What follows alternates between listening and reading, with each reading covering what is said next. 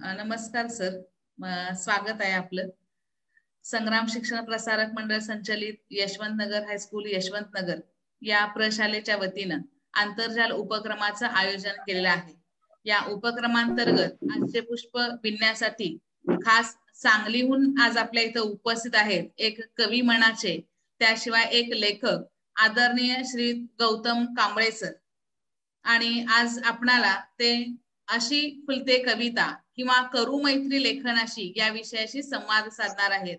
सर्वप्रथम मी सौ वैशाली आडमुठे प्रशालेच्या वतीने, तसेच प्रशालेचे मुख्याध्यापक मान्य श्री कदम सर, माझे सर्व शिक्षक आणि इतर विद्यार्थी या सर्वांच्या वतीनं मी सरांचं प्रथमतः हार्दिक हार्दिक स्वागत करते. सर्वप्रथम आपण सरांचा परिचय पाहू. त्यांचं पूर्ण नाव श्री गौतम रामराव कांबळे सर. शिवाय ते एका शाळेमध्ये शिक्षक या पदावर कार्यरत आहेत. त्यांचं शिक्षण जर पाहिलं तर ते MA MEd BJ आणि DSM इतकी पदवी त्यांनी प्राप्त केलेली आहे. आणि सगळ्यात महत्वाचं, शिक्षकांपेक्षा सुद्धा एक लेखक आणि एक कवी म्हणून आज ते सांगलीमध्ये नव्हे तर राज्यभरामध्ये प्रसिद्ध आहेत.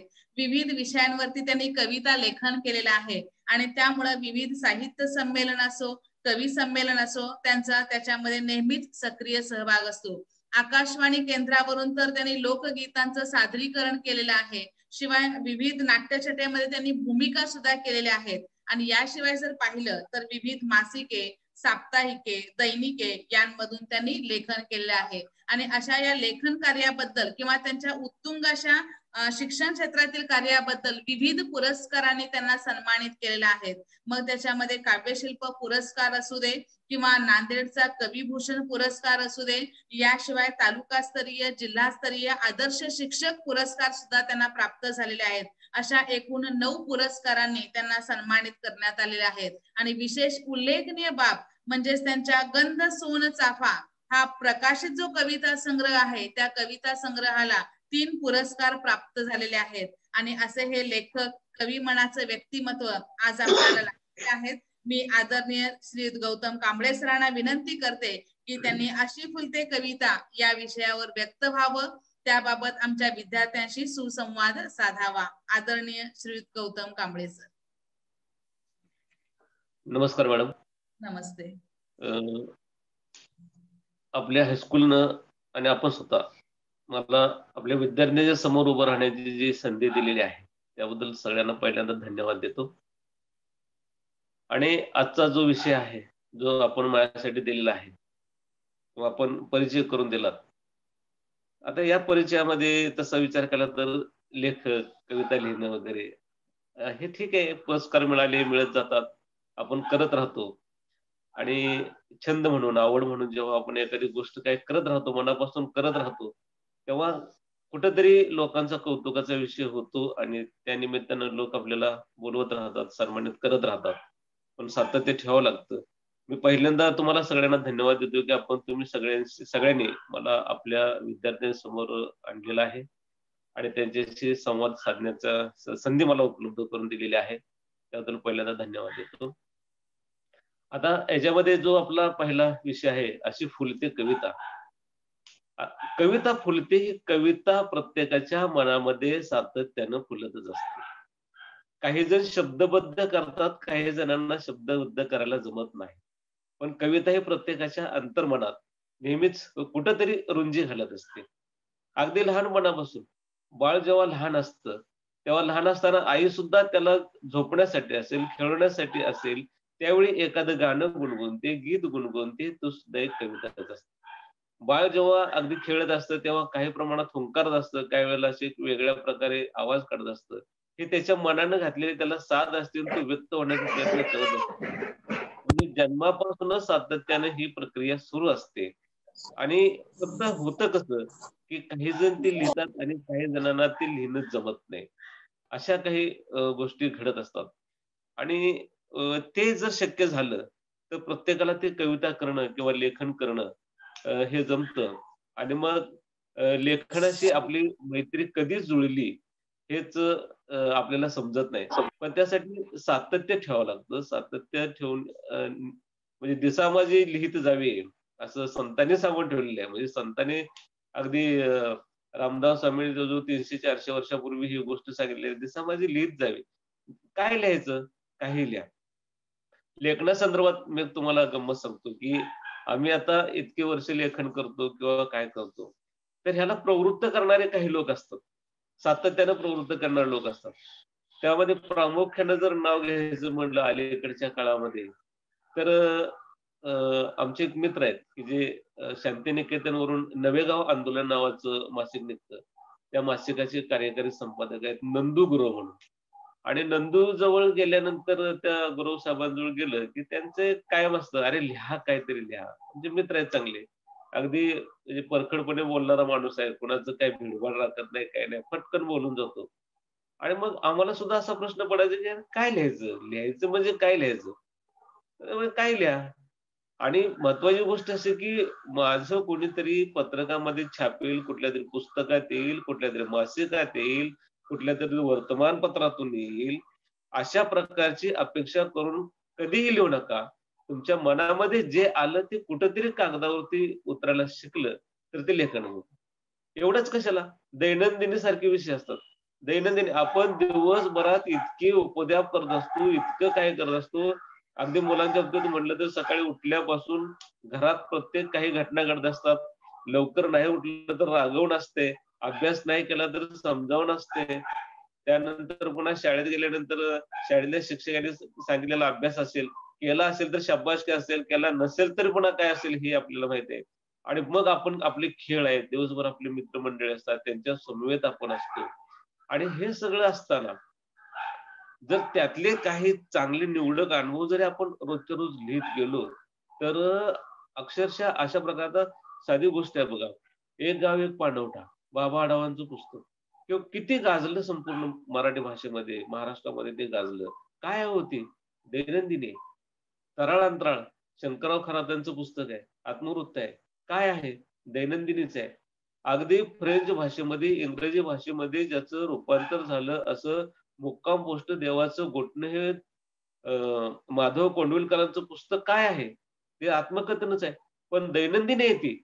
रोजच्या जीवनामध्ये जे जे घडलं ते लोक फक्त उतरत गेले आणि त्याचं पुस्तक रूपाने ते प्रकाशित झालं आणि त्याचे संपूर्ण मराठी भाषेतच नव्हे तर देशातल्या, जगातल्या अन्य भाषेने सुद्धा त्याला दाद दिली. ही लेखनाची केली आहे. आपल्या दैनंदिन जीवनामध्ये घडणाऱ्या गोष्टी ज्या असतात, त्या फार वैशिष्ट्यपूर्ण असतात. आणि आपल्याला जो अनुभव मिळतो, तो अनुभव इतराला मिळालाच असेल असंही नाही. आणि जर मिळाला असेल, अरे माझ्यासारखा अनुभव ह्याला सुद्धा आलाय, हा आनंद वाचणाऱ्यालाही मिळतो आणि लिहिणाऱ्यालाही मिळत असतो. आणि मग कुठेतरी त्याच्याशी आपली नाळ जोडण्याचा प्रयत्न करत असतो. आता प्रश्न असा आहे, की अशी फुलते कविता. कविता फुलते, कशी फुलत असते? आता काही वेळेला असं म्हटलं जातं, की जे कविता लिहितात त्यांच्यामध्ये दैवी शक्ती असते. त्यांचे जन्मजात ते गुण असतात. असं काही असत नाही. थोडासा प्रयत्न केला, तर सगळेच कविता लिहू शकतात. आपल्या जे मनात आहे, ते एका लयबद्ध पद्धतीनं ते कागदावरती उतरायचं. झाली कविता. आता मला कविता लेखनाची आवड कशी निर्माण झाली? मी नेहमीच म्हणजे उदाहरण सांगत असतो, की मी लहान असताना मुलांनो खरी गंमत अशी आहे, की मैदानावरचे खेळ लहानपणी मला मिळालेले नाही.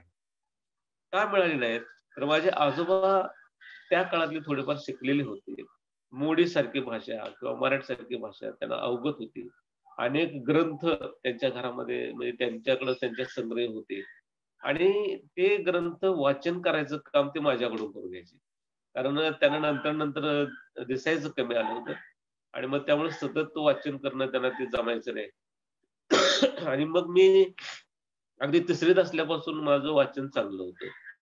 कारण मला वाचनाची गोडी लावलेलीच होती आणि माझ्याकडून वेगळं-वेगळं वाचून घ्यायचं आणि ते चढ उतारासह अगदी चांगल्या पद्धतीने वाचायचं. ह्याच्याकडे सगळ्यांचा मग आई-वडील असतील किंवा आजोबा असेल यांचा कटाक्ष असायचा.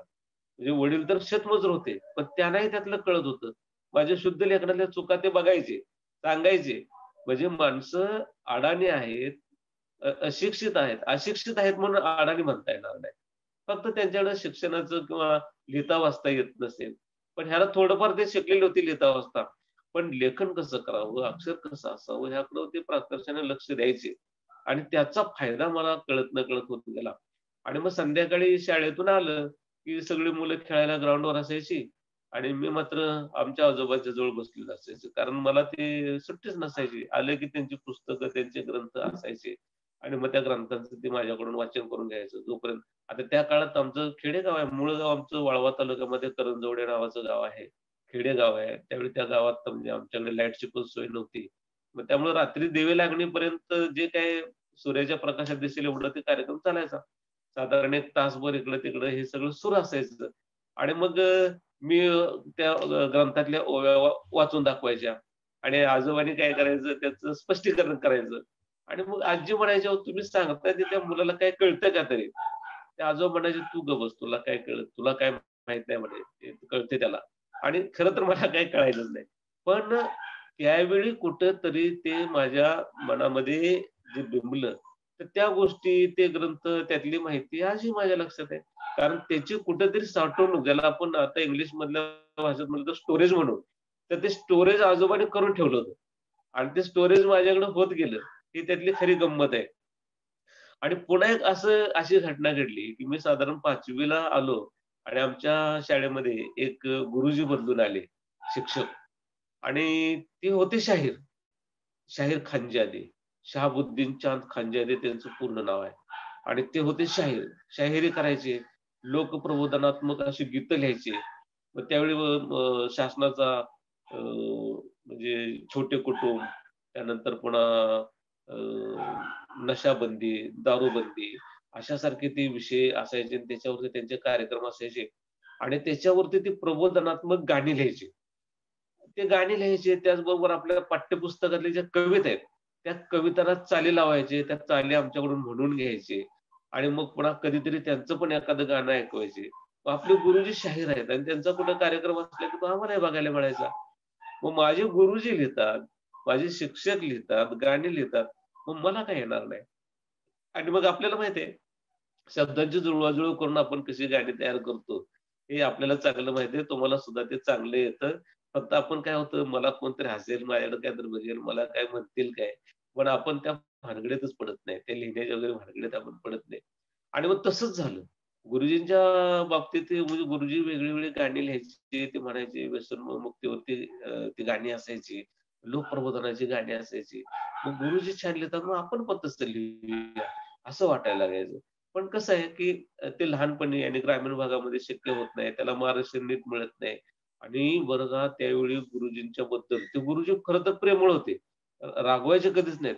पण शिक्षकांच्या बद्दल त्या काळात एवढा प्रचंड धाक असायचा, की त्यांच्या समोर जायचं म्हणजे नको वाटायचं. सांगितलेला अभ्यास दाखवण्यापुरतंच मर्यादित आणि कधी विचारलेल्या प्रश्नाचं उत्तर देणे एवढाच त्यांच्याशी संवाद. फार त्यांच्या जवळ जाणं नाही. ती भीतीच असायची त्या काळामध्ये. कारण त्यांच्या मनात असं नव्हतं, पण शिक्षक म्हणजे फार कठीण स्ट्रिक्ट असतात, कडक असतात आणि त्यांच्या समोर जाणं फार कठीण असते. अशी ती भीती असायची. अशा भीतीतच आम्ही असल्यामुळं असलं काही नवीन 4 ओळी लिहिल्या, काय गेल्या आपल्या शिक्षकांना दाखवावं, गुरुजींना दाखवावं, असलं काही त्यावेळी सुचायचं पण नाही आणि ते बघतील का नाही हे काही माहीत पण नसायचं. आता तसं नाही. आता तुम्हाला शिक्षक लिहिण्यासाठी प्रवृत्त करतात. लिहा म्हणतात. वेगळ्या-वेगळ्या पद्धतीने लिहा. कथा लिहा, कविता लिहा, असं सांगतात. गाणी लिहा, म्हणा, सादर करा. ही संधी खूप दिली जाते. आणि त्या काळामध्ये कसं असायचं, पाठांतर करा, हे करा, ते करा, असं सगळं आणि अभ्यासिक अभ्यास असायचा. इतर ॲक्टिव्हिटीला जरा त्यावेळी लक्ष कमी असायचं. आणि हे असल्यामुळं आपण व्यक्त व्हायला संधी मिळायची नाही. आणि मग काय झालं, की शिक्षणासाठी म्हणजे मला टेक्निकलला घालण्याचा विचार केला सगळ्यांनी. त्यावेळी ते पाराशर हायस्कूल पारगाव म्हणून आहे स्वामी विवेकानंद शिक्षण संस्थेचं पारगावला. हातकणंगले तालुक्यात वारणा नगरच्या शेजारी आहे ते. आणि त्या हायस्कूलमध्ये हॉस्टेलवर राहण्याची संधी मिळाली. आता ते हायस्कूल पण अभ्यासाच्या बाबतीत फारच कडक होतं. अतिशय कडक. तिथली शिस्त म्हणजे भयानक शिस्त त्या काळात होती. आणि त्यामुळे तिथं सुद्धा काही अशी संधी मिळाली नाही. पण आम्ही राहायला होतो हॉस्टेलमध्ये. आणि हॉस्टेलमध्ये असल्यामुळे कसं असतं, की अनेक घरातून, अनेक अ, कुटुंबातून, वेगवेगळ्या ठिकाणावरून ती मुलं, वेगळ्या गावातून आलेली मुलं असायची आणि करमणुकीचं साधन काही नाही. टीव्ही वगैरे असला प्रकार काही त्यावेळी नव्हताच. रेडिओ पण ते नाहीच ते. ते मिळायचंच नाही. आणि मग करमणूक कशाची करायची? आणि मग त्यावेळी करमणुकीचं साधन म्हणून ते गुरुजींच्याकडून शिकलेली जी कला आहे, ती कुठलीतरी अक्षरं जुळवायची, कुठल्यातरी एखाद्या सिनेमाची चाल घ्यायची, ती चाल त्याला लावायची आमचे ते पत्र्याच्या पेट्या असायच्या, त्याचाच तबला नाही तर ढोलकी करायची आणि सुरू करायचा कार्यक्रम.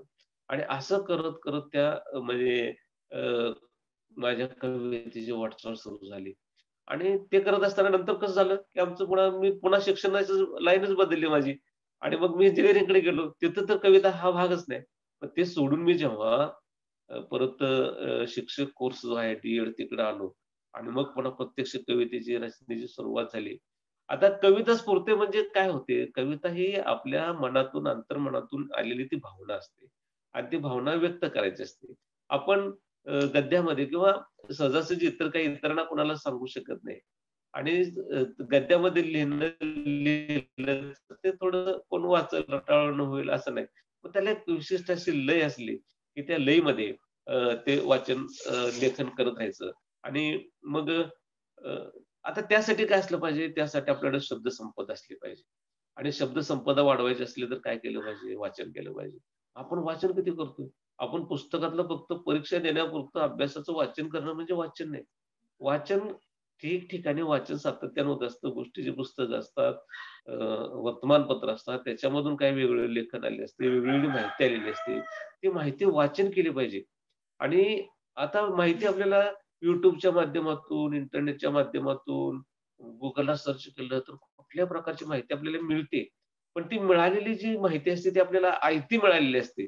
आणि मग आपल्या कामापुरती आपण ती मिळवतो आणि नंतर पुन्हा ती विस्मरणात जाते. पण वाचन करण्यानं वाचनाचा फायदा काय होतो? तर वाचन करत असताना आपलं तिथं सगळं तन आणि मन आपण तिथं लावलेलं असतंय आणि ते काळजीपूर्वक वाचत असतोय आणि सतत जर वाचन करत राहिलो, तर आपल्या मनाची एकाग्रताही वाढत जाते आणि सगळ्यात गोष्ट जी मनाचा संयम आहे, तो आपला खूप चांगल्या प्रकारे राहतो. आणि म्हणून वाचन, जास्तीत जास्त वाचन करा. वाचन काय करायचं? काही करा. तुम्हाला जे आवडेल ते वाचा. आपल्याला जे आवडतं ते वाचन करायचं. आणि मग आवडेल ते वाचल्यानंतर मग काही अडचण नाही. पण रोज किमान थोडं तरी वाचलं पाहिजे आणि लेखनासाठी पण वेळ दिला पाहिजे. आता मला वाटतं आता साधी गोष्ट आता कविता कशी स्फुरते. बऱ्याच वेळेला आपण काय करतो यमक वगैरे अशा प्रकारे जुळवत असतो. ते जुळवले पाहिजे. कारण सुरुवातीला कविता लिहित असताना आणि कविता लिहित असताना आपण जे लिहितोय ते विषयाला सोडून जाऊ नये किंवा ते गद्यामध्ये त्याचं रूपांतर होऊ नये. त्याला एक विशिष्ट लय आली पाहिजे. त्याला ताल पद्धत असली पाहिजे. त्याला एक असं म्हणजे ज्याला आपण राईम्स म्हणू त्या पद्धतीनं ते आलं पाहिजे आणि ते जर आलं तर इतरांना खूप आवडतं. मला माहित आहे तुमच्या शाळेमध्ये अशा प्रकारचे उपक्रम सातत्यानं सुरू असतात.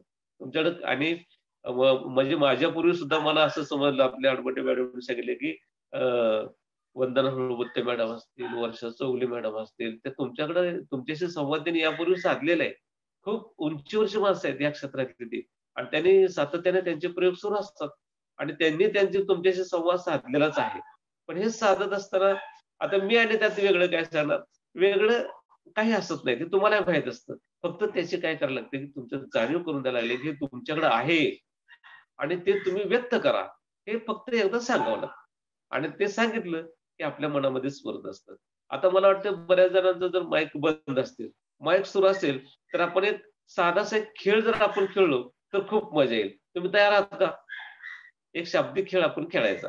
थोडीशी आपण गंमत करायची आणि मग त्यातून कशी आपल्याकडे किती ज्ञान आहे, ते आपल्याला कळेल.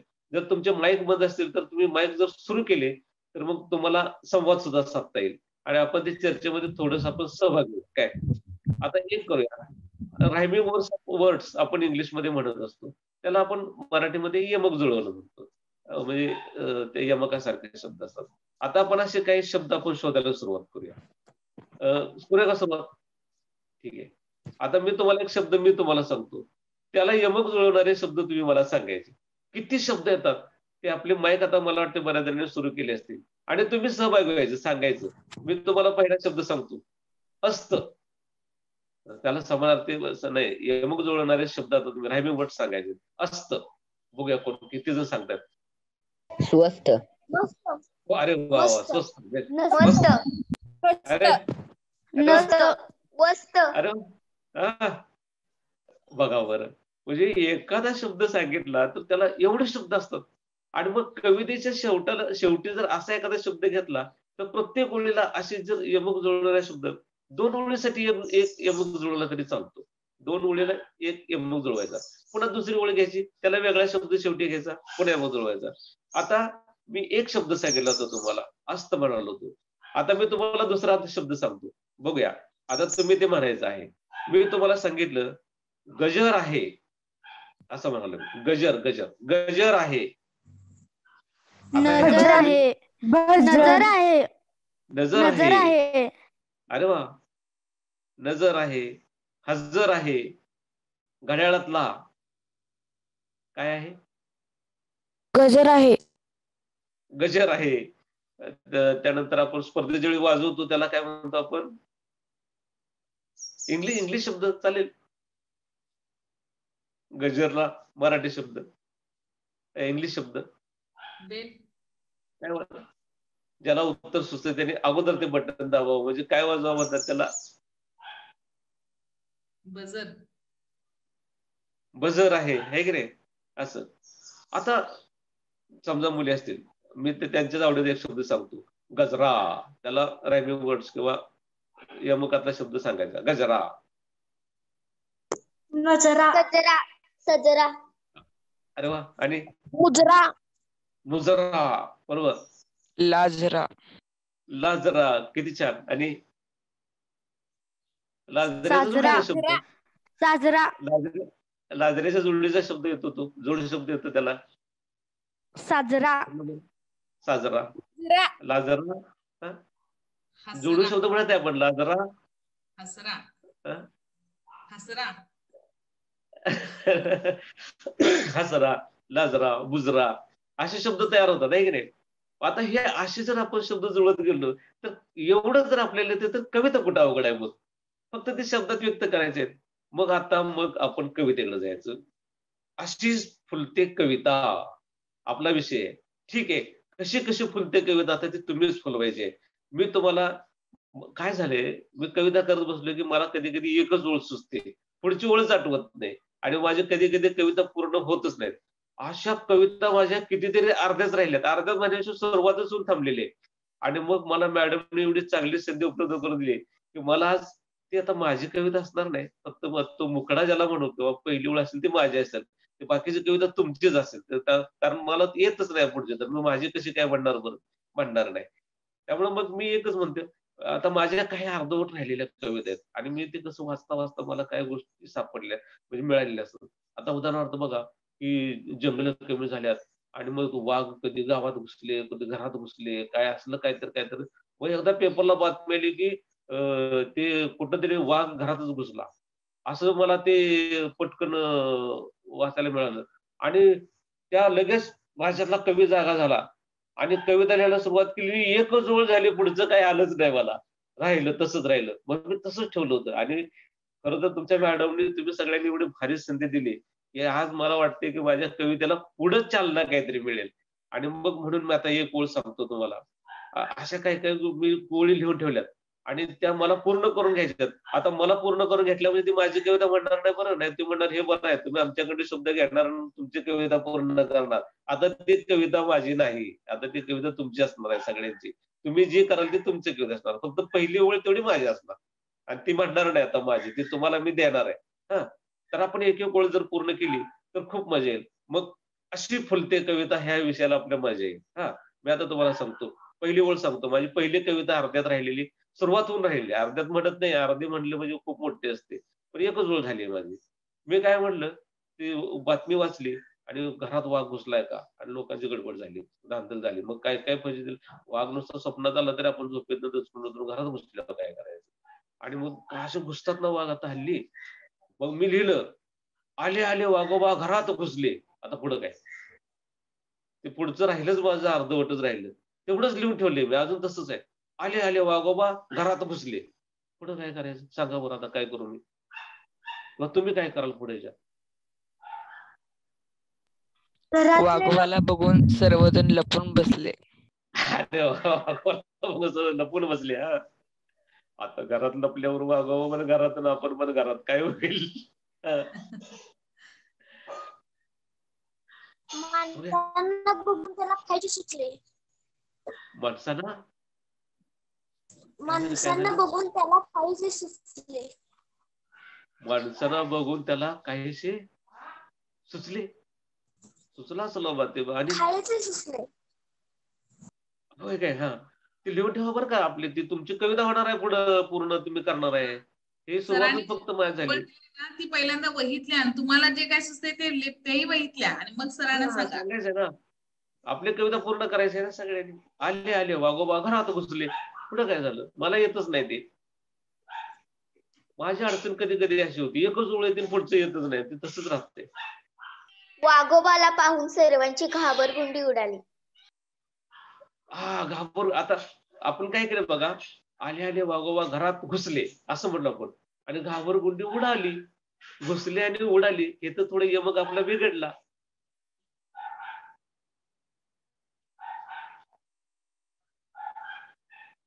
वाघोबाला बघून घाबरून लपले म्हटलं चालणार नाही.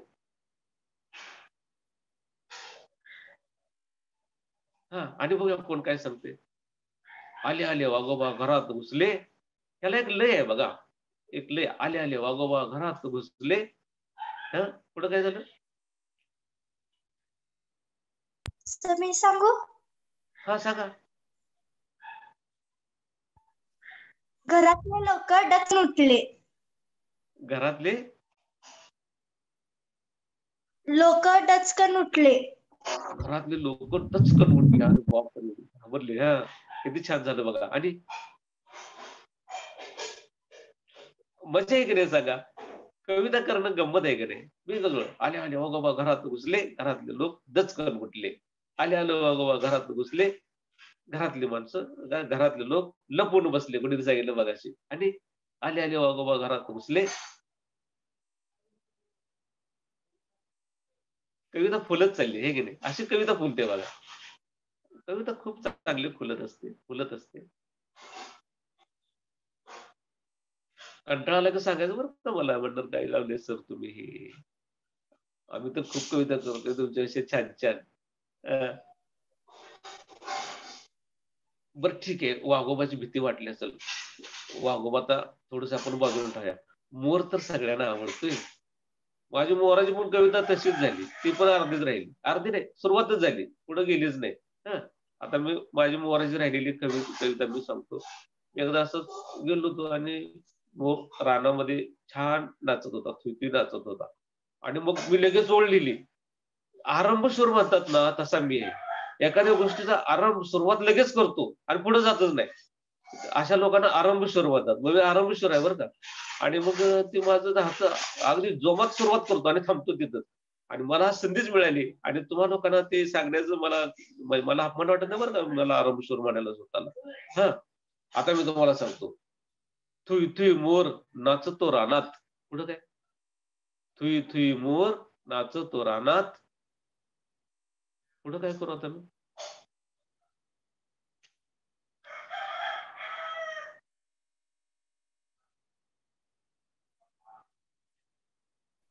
बोला फुलायला पाहिजे. पुढची ओळ करा. सगळ्यांनी सहभागी. मॅडम तुम्ही सुद्धा सांगितलं तरी चालतंय पुढं. पिसारा फुलवून नाचतो. पिसारा फुलवून. आता बघा, हा ते छान झालं. आता आपल्याला मगाशी आपण रायमिंग वर्ड्स किंवा यमक म्हणलो आपण. तुई मोर नाचतो रानात. आता रानात म्हणले की पुन्हा पुढे त्याला शब्द आला पाहिजे ना, रानातला काय काय काय काय. रानात, कानात, मनात, ध्यानात आणि काय काय. पिसारा फुलवून नाचतो बनात. हा, पिसारा फुलवून नाचतो बनात. वा वा. आणि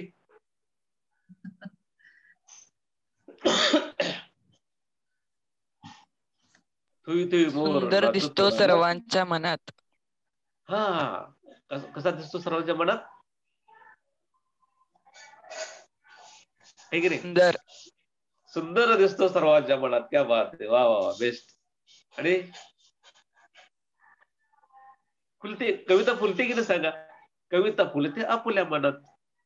तुई मोर नाचतो रानात. त्यानंतर पिसारा फुलवत नाचतो बनात. त्यानंतर असं सांगितलं. आणि मग कविता फुलते आपल्या मनात. मोर रानात नाचायला लागले, कविता आमच्या मनात फुलायलाच पाहिजे. ठीक आहे. आता जरासं सोप्याकडे येतो, जरासं सोप्याकडे येतो. मी थोडस जरा जरा जरा अवघड वाटल्यासारखं वाटलं, थोडस बोल. आता मी थोडस सांगतो. पाऊस आला, पाऊस आला.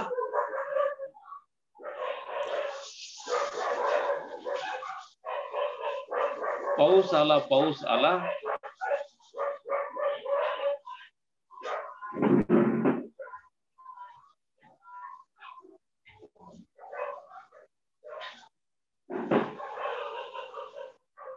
बोला, वहीत लिहून घ्या ते. पाऊस आला, पाऊस आला. व्हिडिओ सगळ्यांचा चालू ठेवा. हा, ऑडिओ चालू, व्हिडिओ चालू, काय आपल्याला काही टेन्शन नाही अजिबात. त्यानंतर काय दंगा होतोय ते असं काय दंगा होणार नाही. आम्हाला दंगाच पाहिजे असतो. कवितेचा दंगा चालू आहे ना, मग काय. पाऊस आला, पाऊस आला. हा, मला सुगंध छान आला. कसला? मातीचा सुगंध छान आला. मातीचा सुगंध छान आला. काय म्हणाले? मातीचा सुगंध छान आला. अरे क्या बात आहे. मातीचा सुगंध पाऊस आला की होती की नाही. किती सुंदर कल्पना मांडली बघा. हा, धरती ओली करून गेला. धरती ओली करून गेला. क्या बात आहे. पाऊस आला, पाऊस आला, धरती ओली करून गेला. मातीचा सुगंध आला, मातीचा सुंदर सुगंध आला. आणि नदीला आल्यांना पूर आला. नदी नाल्याला पूर आला. वा वा, क्या बात. हिरवीगार झाली. हा, मोराचा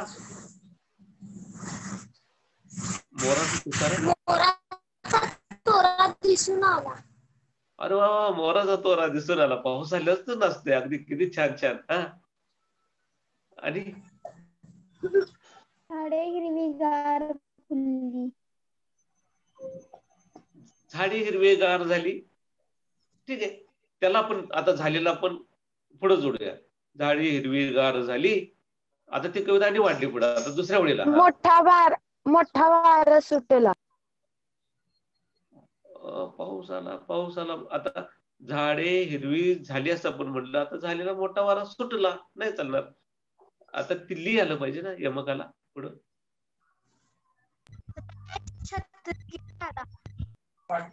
पावसाची रिमझिम थांबलीच नाही.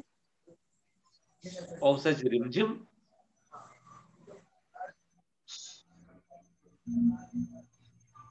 आता ठीक आहे, जाऊ द्या. पाऊस आला, थांबलीच नाही. आता जरा पाऊस बदलूया. ज्यानं आपल्याला हे ऑनलाईन करून बसवलंय की नाही, शाळा नाही काही नाही, घरात बसून शिकायची वेळ आणली. आता तो शब्द आपण घेऊया, त्यालाच म्हणूया कोरोना आला, कोरोना आला. काय झालं? शाळा झाल्या बंद. कोरोना आला, कोरोना आला, शाळा झाली बंद. आला आला आला. तर मी सांगू? हा, सांगा सांगा. कोरोना आला, कोरोना, सर्वांनी मास्क घाला, घरातच राहा. अरे वा वा, कोरोना आला, कोरोनाला, सर्वांनी आता मास्क घाला, है ना. हा, आणि तर मी सांगू? का सांगा. कोरोना आला, कोरोना आला, सर्वांना आजारी पाडून गेला. अरे बापरे, कोरोनाला, कोरोनाला, सर्वांना आजारी पाडून गेला. किती छान छान.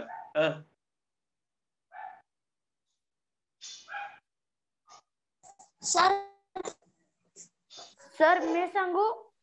होय होय, सांगा. कोरोना आला, सर्वांना सुन्न करून गेला. कोरोना आला, सर्वांना सुंद करून गेला. सर्वांना सुंद. कोरोना आला, सर्व शाळांना सुट्टी पाडून गेला. सर्वांना सुट्टी पाडून गेला. अभ्यासाचं वाटोळ करून गेला. असं म्हणूया का? नको नको, वाटोळ झालं नाही. आपण ऑनलाईन अभ्यास करतोय, तुम्ही सतत चांगले अभ्यास करणार म्हणजे असलं काही कविता करणार नाही. असं काहीतरी मध्येच म्हणतो मी म्हणाल काहीतरी म्हणते.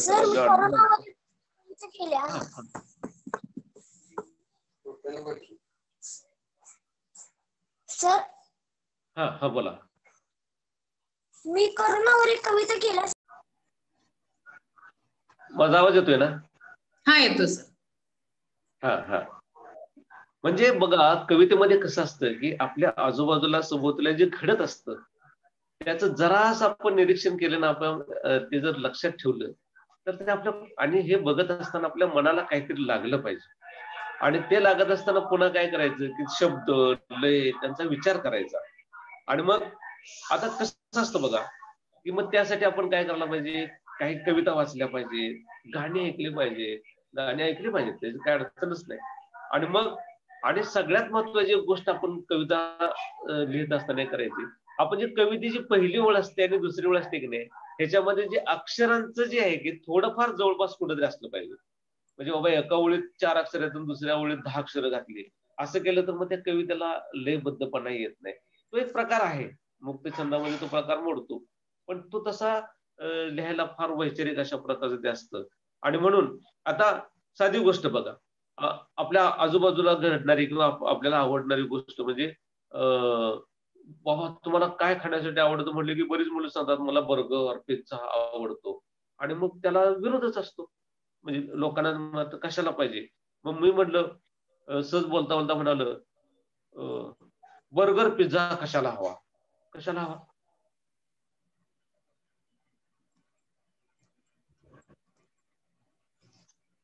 आता ते पुढे करायचं ना, बर्गर पिझ्झा कशाला हवा. मग आता घरात काय म्हणतात त्याचं उत्तर आपण कवितेतच द्यायचं. आणि तुमचा तर 7वीला तो पाठच आहे ना, तो प्रकल्प मॅडमने राबवला होता, सगळ्यांनी कवितेतच बोलायचं.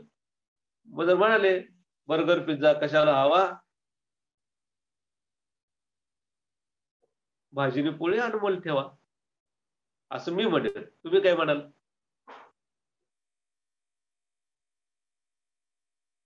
ज्याला आवडतं ते म्हणणार हा तर आमचा सुंदर मेवा,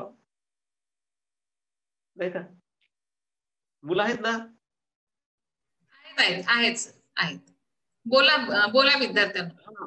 मग आपण चर्चाच करतोय, हे काय व्याख्यान नाही. म्हणजे बाबा मी सांगत राहायचो, तुम्ही ऐकत राहायचं, पुन्हा ते थोड्या वेळ झाला की कंटाळायचं, वैताग आला ह्या सरांची बडबड ऐकून, असं वाटायला नको.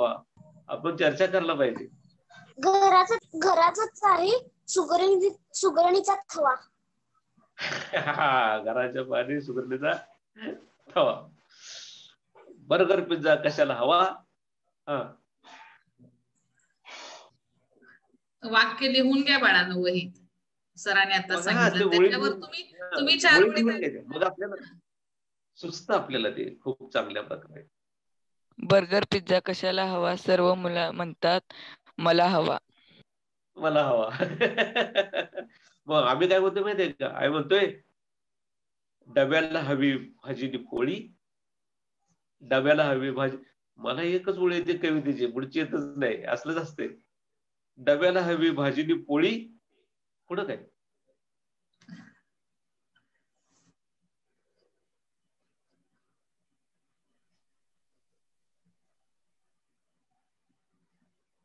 बोल आदित्य संकपाळ, बोल.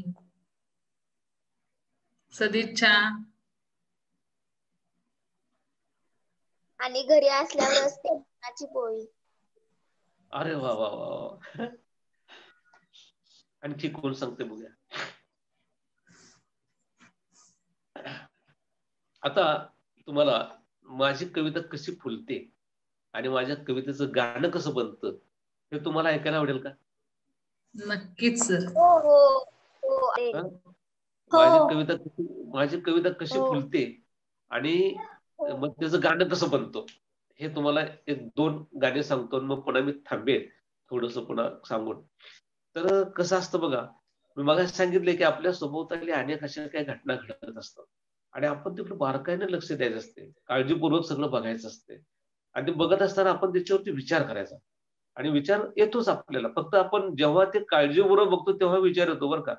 नाहीतर काय, पक्षी येतात, आपल्या अंगणात झाड असतं, झाडावर बसतात, किलबिल करतात, निघून जातात, आपण कधी लक्ष देत नाही. पण जरासं बारकाईने त्यांच्याकडे बघितलं तर पक्षी आपल्याशी खूप बोलतात. फक्त आपल्याला ते कळायला पाहिजे, कळतं ते, मग आपण विचार करायचा तो पक्षी मला काय म्हणाला असेल. तिथंच कविता सुरू होते. एकदा काय झालं होतं बघा, अशी सकाळची वेळ होती काय, आणि मी त्यावेळी जत तालुक्यात गावापासून एक 4 किलोमीटर असलेल्या एका वस्ती शाळेमध्ये शिक्षक होतो.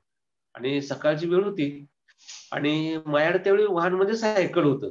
सायकलनं चाललो होतो आणि सायकलला असं चाललो होतो आणि काय झालं होतं की तो दुष्काळग्रस्त भाग आहे ना, जतला दुष्काळ जास्त असायचा आणि 3-4 वर्ष दुष्काळ पडला होता आणि पीक पाणी व्यवस्थित आलेलं नव्हतं.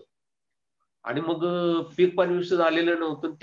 त्या वर्षी मात्र पाऊस चांगला पडला होता आणि तिकडं मोठं पीक म्हणजे कुठलं शाळू ज्वारी हे तिकडचं मोठं पीक आणि त्या वर्षी शाळू खूप चांगला आला होता.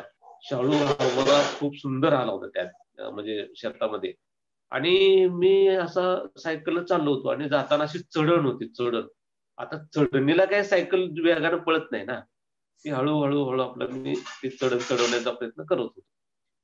आणि त्यावेळी काय झालं की बाजूला एक शेत होतं आणि त्या शेतामध्ये एक छोटीशी मुलगी असेल, एक 7वी-8वीच्या दरम्यानची मुलगी असेल आणि ती पिकाची राखण करत होती. तिच्या हातामध्ये गोफण होती आणि ती काय करत होती की पाखरं कशी हाकतात तुम्हाला माहित असेल, काही जणांनी तुम्ही जर बघितलं असेल तर हा हा करून मोठमोठ्यानं ओरडायचं आणि पाखरांना घालवायचं. कारण ते मग हे एकदा आवाज आम्हाला ऐकायला आला. ठीक आहे, पिकाची राखण चालली, काय वाटलं नाही. माझी सायकल आता ते स्लो झाली होती आणि मग पुन्हा आणि थोड्या वेळानं पुन्हा दुसऱ्यांदा आवाज आला. तरी पण मला एवढं काय फारसं जाणवलं नाही. तिसऱ्यांदा आवाज आल्यानंतर मग मात्र तो कुठंतरी मनाला लागला. तो मनाला अगदी भिडला आणि मग पटकन माझं तिकडं फारच लक्ष गेलं आणि लक्ष गेल्यानंतर माझ्या पटकन लक्षात आलं की अरे रे, ही शेतातची आता ती पाखरं राखायला लागली, ती मुलगी नाही तर एक स्त्री आहे, एक महिला आहे, शेतकरी महिला आहे आणि ती राखण करते अशी कल्पना माझ्या आणि सायकल स्लो होती, चढण तर लागलेली होती आणि त्याच वेळी ती माझी कविता तयार झाली आणि शाळेत गेल्यानंतर पहिली भर ती उतरून काढली. आता त्यावेळी काय सायकलवरून उतरून तिथंच लिहित बसलं तरी काय खुळबिळ झाले काय म्हणतील, असं काय चाललंय शिक्षक बघा म्हणा रस्त्यांमध्येच काहीतरी लिहित बसले. मग तिथं पण शाळेत पोहोचलो आणि लगेच ती लिहून काढली आणि मग त्यालाच पुन्हा चाल लावली आणि ते माझं लोकगीत झालं. आणि मग ते लोकगीत असं होतं, माझा आवाज चांगला नसला तरी गायलं तर चांगली मजा येईल. आवाजाकडे लक्ष देऊ नका, पण गाऊन दाखवतो. त्यात असं होतं बघा, काही ओळी विसरल्या तरी ते आता विसरू देत. जेवढं लक्षात आहे तेवढं मी सांगेन तुम्हाला. कारण खूप वर्षापूर्वी साधारणपणे 91-92 साली लिहिलेली ती कविता होती. तर ती अशी होती, आला तरारून शाळू हरभरा राखण करते मी जोमात ग. आला तरारून शाळू हरभरा राखण करते मी जोमात ग. पिकलं धान्य भरतील कणग्या सुख येईल माझ्या घरात ग. पिकलं धान्य भरतील कणग्या सुख येईल माझ्या घरात ग. काळ्या आईच्या वरदानानं कष्टाचं आमच्या सोनं झालंय. काळी आई म्हणजे कोण? काळी आई म्हणजे कोण? हा. आणि मगाशी एक शब्द मी वापरला बघा, कणगी कणगी म्हणले. कणगी कणगी म्हणजे माहिती आहे का तुम्हाला?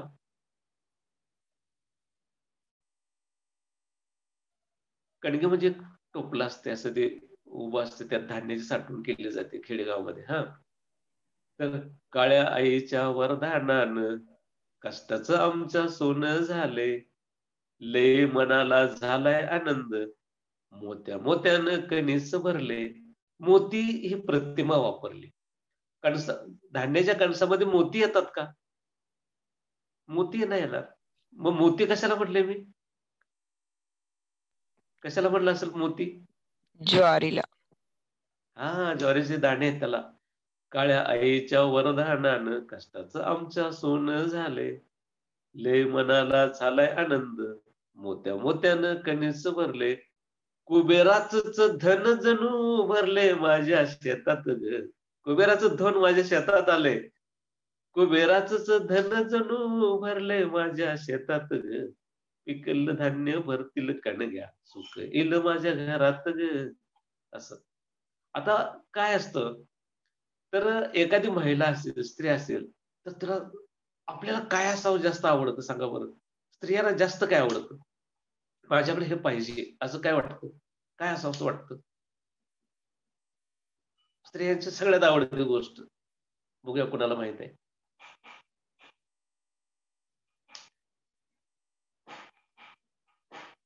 आपल्याकडे हे पाहिजे असं प्रत्येक स्त्रीला वाटत असते. काय बरं? दागिने. अरे वा, त्या अगदी बरोबर सांगितलं. तेच माझ्या लक्षात आलं त्यावेळी. आणि मग काय म्हणलं माहितीये का? लई दिसाची इच्छा मनीची होईल पुरी सालात ग. अहो धान्य भरपूर आल्यानंतर मग पैसा मिळेल ना. आणि त्यामुळे लई दिसाची इच्छा आहे. लई दिसाची इच्छा मनीची होईल पुरी सालात ग. घरच्या साऱ्या नवी कापड बोरमाळ माझ्या गाड्यात ग. बोरमाळ हा, गरीब स्त्रीला बोरमाळ लय मोठी वाटते. तर घरच्यांना साऱ्या नवी कापड बोरमाळ माझ्या गळ्यात ग. चारा पाण्याची ददात नाही आता गुर वाढवीन गोट्यात ग. चारा पाण्याची ददात नाही आता गुर वाढवीन गोट्यात ग. पिकलं धान्य भरतील कणग्या सुख येईल माझ्या घरात ग. पिकलं धान्य भरतील कणग्या सुख येईल माझ्या घरात ग. परवा नाही मला थंडी वाऱ्याची खडी उभी मी माळ्यावरी. परवा नाही मला थंडी वाऱ्याची खडी उभी मी माळ्यावरी. माळ्यावरी म्हणजे काय माहिती आहे का तुम्हाला? पिकाची राखण करण्यासाठी एक मंडप घातल्यासारखा छोटासा घातला जातो आणि त्याला काही ठिकाणी मचान असं पण म्हणतात, काही ठिकाणी माळा असं पण म्हणतात. आणि त्याच्यावरती उभं राहून हातात गोपन घेऊन ते असे दगड भिरकून पाखरांना घालवलं जातं. परवा नाही मला थंडी वाऱ्याची. आता हे जे रब्बी पीक आहे ते थंडीच्या दिवसात असते आणि त्यात ते राखण करायचे असते. परवा नाही मला थंडी वाऱ्याची खडी उभी मी माळ्यावरी. गोपन घेऊन हातामध्ये ग खडे फेकती भिरी भिरी. धान्य सुखानं घरात जावं. सुखानं म्हणजे पुन्हा पाऊस येऊ नये, वादळ येऊ नये, कुणी चोरून नेऊ नये. धान्य सुखानं घरात जावं चिंता हीच आहे मनात ग. पिकलं धान्य भरतील कणग्या सुख येईल माझ्या घरात ग. असे छोटस गाणं तयार झालं आणि ते खूप गाणं चांगलं चाललं. म्हणजे बघा, जाता जाता एका छोट्याशा मुलीनं मला कवितेला विषय पुरवला आणि ती राखण करत होती आणि मग आपण त्याच्यावर थोडा जर विचार केला तर अशा प्रकारच्या सुंदर रचना तयार होतात. आता असंच रानोमाळे फिरत असताना किंवा गावाकडून फिरत असताना असे खूप अनुभव असतात. आता ते जे माझं खूप गीत गाजलं की ज्या गीताला मला म्हणजे राज्य पुरस्कार पण मिळाला होता 1993 साली पुण्यामध्ये. आणि ते गीत असं होतं की मी असं बघायचो की त्यावेळी मी कोकणात होतो आणि संध्याकाळच्या वेळी कसं असते की कामधंदा सुटलेले असतात, सगळे जे मजूर असतात बायका सगळी घरी चाललेले असतात. त्याच वेळी जी गुरु राखायला गेलेले असतात ते गुरु सगळी मागे येत असतात. त्याच वेळी पक्ष्यांचा थवा पण एका ओळीत चाललेला असतोय. आणि मग हे सगळं झाल्यावर हे जे श्रमजीवी माणसं असतात, कष्टकरी माणसं असतात, ते आपल्या घरी चालले असतात. ह्यात सगळ्यात लगबग असते ना ती जी आई नावाचा जो प्राणी म्हणतो आपण, प्राणी पक्षी, तिची लगबग जास्त असते. आणि ती लगबग कारण कसं असते की तिनं आपल्या मुलाला म्हणजे अगदी सर्व्हिसला नोकरीला गेलेली स्त्री जरी असेल तरी ऑफिस सुटल्यानंतर कुठं रस्त्यात टाइमपास करत नाही बरं. कारण घरात जर ती मुलं असतील तर त्यांना अजिबात कुठं थांबायला आवडत नाही. मी कधी एकदा माझ्या मुलांजवळ जाईल अशी त्यांना ती घाई झालेली असते. वेळ आहे का मॅडम? आहे सर, आहे. हा, म्हणजे एक एवढी कविता सांगेन आणि थांबेन की जे आहे, आकाशवाणीचं काही गीत आहे, माझं रत्नागिरी आकाशवाणीचं ते गीत आहे. सांगा सर, अवश्य सांगा. हा, आणि ते सांगतो. आणि मग ती कविता माझी तयार झाली. मी पक्षी बघितले, असे काही प्राणी बघितले, जाताना घरी माणसं बघितली आणि मग ही माझी रचना झाली. आणि ते आकाशवाणीनं गाणं म्हणून घेतलं माझ्या रत्नागिरी आकाशवाणीनं. आणि मग ते असं होतं, त्या कवितेचं नाव होतं ओढ. त्या कवितेने मला राज्य पुरस्कार पण मिळवून दिला. 93 साली मला पुण्यातल्या सदाशिव पेठेच्या गार्डन हॉलमध्ये त्याचा समारोह मोठा झाला होता आणि त्यात तो मला कार्यक्रम सन्मान केला होता माझा त्या पुण्याच्या लोकांनी. आणि ते अशी होती बघा, ओढ नावाची कविता आहे ती. ती निसांजची येळ झाली जाऊ दे ग बिगी घरा. बिगी म्हणजे गडबडीनं. ती निसांजची येळ झाली जाऊ दे ग बिगी घरा. पोरं माझी तानुली वाट बघत असतील दारा. दारात पोरं आईची वाट बघत बसलेली असतात. ती निसांजची येळ झाली जाऊ दे ग बिगी घरा. पोरं माझी तानुली वाट बघत असतील दारा. निळ्या निळ्या आकाशात पाठोपाठ घेत धावा, निळ्या निळ्या आकाशात पाठोपाठ घेत धावा, एका ओळीत चालला ग रानपाखरांचा थवा, एका ओळीत चालला ग रानपाखरांचा थवा, पोटासाठी भरकटलेला माग फिरला रानवारा, पोर माझी तानुली वाट बघत असतील दारा, रानमाळ फिरणारी मुलं बाळ अन गुरगाई, रानमाळ फिरणारी मुलं बाळ अन गुरगाई, अंधाराची होऊन जाण घरी जाण्याची करी घाई, बाळाची आठवण बाई हैराण करी गुराढोरा, बाळाची कारण ती पिलं घरात असतात आणि ही जनावर बाहेर सोडलेली असतात आणि ती जर वेळ झाली ना तर ते गाय म्हशी घराला पळत सुटतात बरं का, अनुभव घ्या एकदा. तर बाळाची आठवण बाई हैराण करी गुराढोरा, पोर माझी तानुली वाट बघत असतील दारा. आता माणसाच पोटा पाण्याची आम्हा काळजी म्हणून फिरे आम्ही दाही दिशा, पोटा पाण्याची आम्हा काळजी म्हणून फिरे आम्ही दाही दिशा, मजुरीसाठी फिरल्या बिगर चिंता आमच्या मिटे कशा, मजुरीसाठी फिरल्या बिगर चिंता आमच्या मिटे कशा, दिनभर कष्ट करूनी, आता सगळे झाले तर दिनभर कष्ट करूनी जीवनासाठी जम विचारा, पोर माझी तानुली वाट बघत असतील दारा, तिने संजची येळ झाली जाऊ दे ग बिगी घरा, पोर माझी तानुली वाट बघत असतील दारा. अशी फुलते माझी कविता. खूप सुंदर मला सर, आपल्या सुंदर. कार्यक्रमात आणि चाल सुद्धा खूप सुंदर. धन्यवाद देतो. नाही, खरंच खूप खूप सुंदर. म्हणजे भरून आलं होतं. तुम्ही कविता गात असताना तेव्हा खरोखर आम्हाला भरून आलं होतं ते. आणि चाल सुद्धा खूप छान लावली सर. आणि शब्द साधे पण आशय घनता, गहन अर्थ त्याच्यामध्ये किती दडलेला आहे. वरवर आपल्याला सरांची कविता साधी वाटते पण खरं तर खूप मोठा अर्थ. एकच मिनिट सांगतो, तुम्ही साध्या शब्दावरून सांगितलं म्हणून सांगतो. कवी मंगेश पाडगावकरांनी पहिलं कोकण साहित्य संमेलन चिपळूणला भरलं होतं. त्यावेळी सांगितलं होतं की जे आपण शब्द वापरून बोथट झालेले शब्द असतात, ते शब्द एका सुंदर अशा जर माळ्यात गुंपले तर त्याची सुंदर कविता होते असं मंगेश पाडगावकरांनी. आणि मग बोथटलेल्या शब्दांनाही धार मला लावायची आहे, ह्या कवितेला माझ्या काव्यशिल्प पुरस्कार मिळाला होता.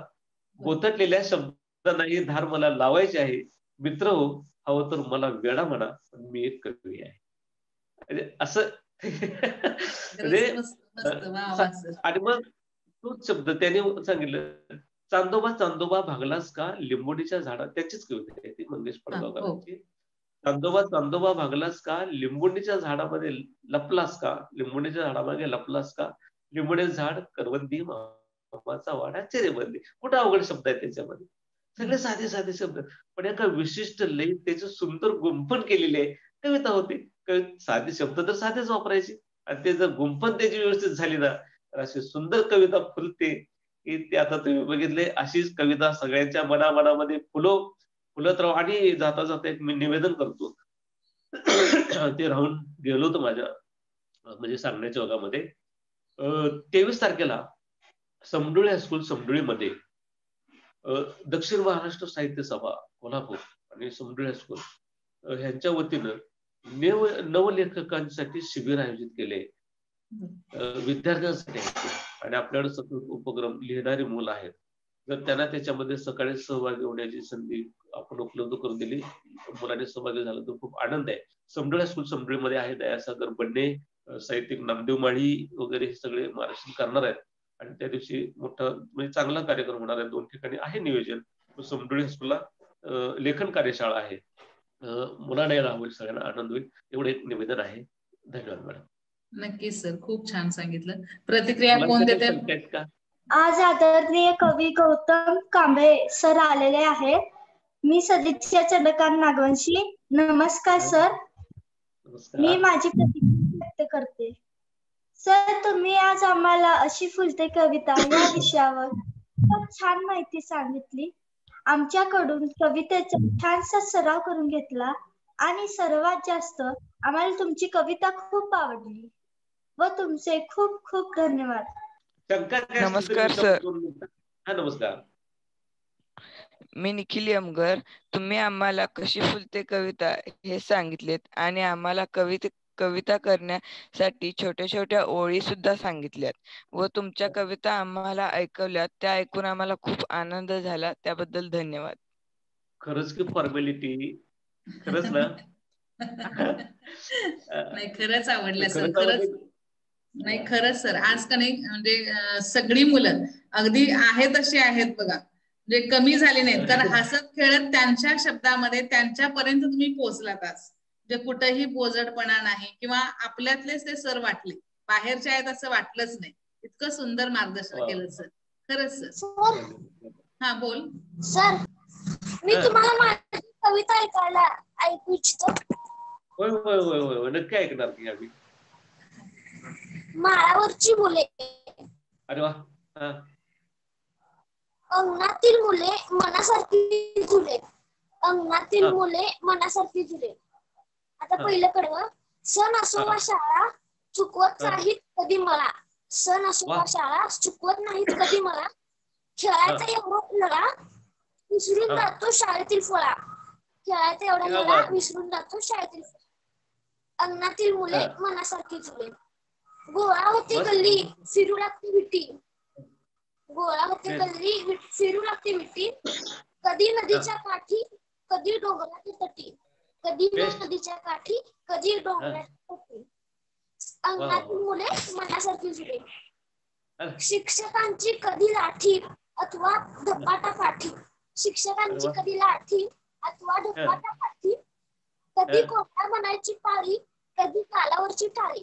कधी कोंबडा बनायची पाळी कधी गालावरची टाळी. अंगणातील मुले मनासारखी झुले. Best best best. छान छान छान. कविता फुलते. बेस्ट. हा नाही आपली प्रेरणा सर खूप छान. आणि खरंच मुलं आमची करतील अशी एक आशा धरूयात आपण मनात. काही ना काहीतरी नक्कीच लिहितील ते. आणि त्यासाठी खरं तर हा प्रयत्न आहे. आणि आता अलीकडच्या जर आपण कृतीपत्रिका जर बघितल्या, बोका आणि ओका याला पूर्णपणे त्यांनी फाटा दिलेला आहे. आणि स्वमत स्वतःच्या मनाला अनुसरून अभिव्यक्ती उपयोजित लेखन अशाच कृती आता कृतीपत्रिकेमध्ये समाविष्ट केलेल्या आहेत. आणि त्याची पहिली पायरी म्हणून का होईना मी 7वी पासून खऱ्या अर्थानं या प्रयत्नाला सुरुवात केलेली आहे. सुंदर सुंदर. बेस्ट एकदम. नाही खरंच सर धन्यवाद. आज आता आपण आभाराकडे वळूयात. अगदी सरांनी आता सांगितलं की त्यांचे आई वडील असतील, आजोबा असतील, शिक्षक असेल किंवा शाळा यांच्या कडक शिस्तीमध्ये वाढलेले, अगदी बालपणापासून त्यांनी वाचनाचा छंद जोपासणारे, त्यांनी आज खरं तर त्यांचं बालपण शिवाय त्यांना कविता कशी सुचली किंवा लेखनाला कोणाकडून प्रेरणा मिळाली याविषयी तर मार्गदर्शन केलंच. आणि त्यातूनच खरं तर एखादं बीज सर खरंच नक्कीच अंकुरेल असं मला म्हणजे ते खात्री वाटते.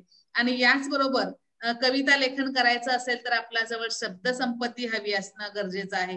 त्यासाठी आपण खूप खूप वाचलं पाहिजे आणि याशिवाय सातत्यानं काहीतरी लिहिलं पाहिजे. आणि कविता कशी करावी यासाठी अगदी सरांनी शाब्दिक खेळ घेतले, कारण खेळ हा मुलांचा आवडीचा विषय आहे.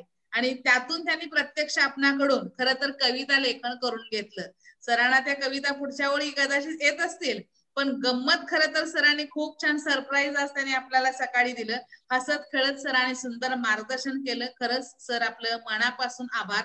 खरं तर आभार व्यक्तच करता येत नाही, इतकं सुंदर मार्गदर्शन केलं. आणि नक्कीच सर तुम्ही ज्या कवितेच्या ओळी दिल्या आमच्या मुलांना, आले आले वाघोबा असतील किंवा थुई थुई मोर नाचतो रानात असेल किंवा पाऊस आला किंवा बर्गर पिझ्झा कशाला हवा, त्याच्या पुढच्या ओळी पूर्ण करून त्या कविता तुमच्यापर्यंत नक्कीच पोहोचवतील अशी मी सर्व विद्यार्थ्यांच्या वतीनं आपल्याला खात्री देते. आणि आपलं अशाच प्रकारे उत्तमोत्तम साहित्य आपल्या हातून निर्माण होऊ दे, त्यासाठी आपणाला प्रदीर्घ आणि निरोगी आयुष्य लाभो यासाठी प्रशालेच्या वतीनं खूप खूप शुभेच्छा. पुढील वाटचालीसाठी सुद्धा खूप खूप शुभेच्छा. आणि असंच शैक्षणिक कार्य, लेखन कार्य आपल्या हातून घडो, अनेक पुरस्कार आपणाला मिळोत अशी पुन्हा एकदा मी सदिच्छा व्यक्त करते आणि धन्यवाद देते आणि आभार मानते. धन्यवाद सर. धन्यवाद धन्यवाद मॅडम आणि सगळ्यांना शुभेच्छा.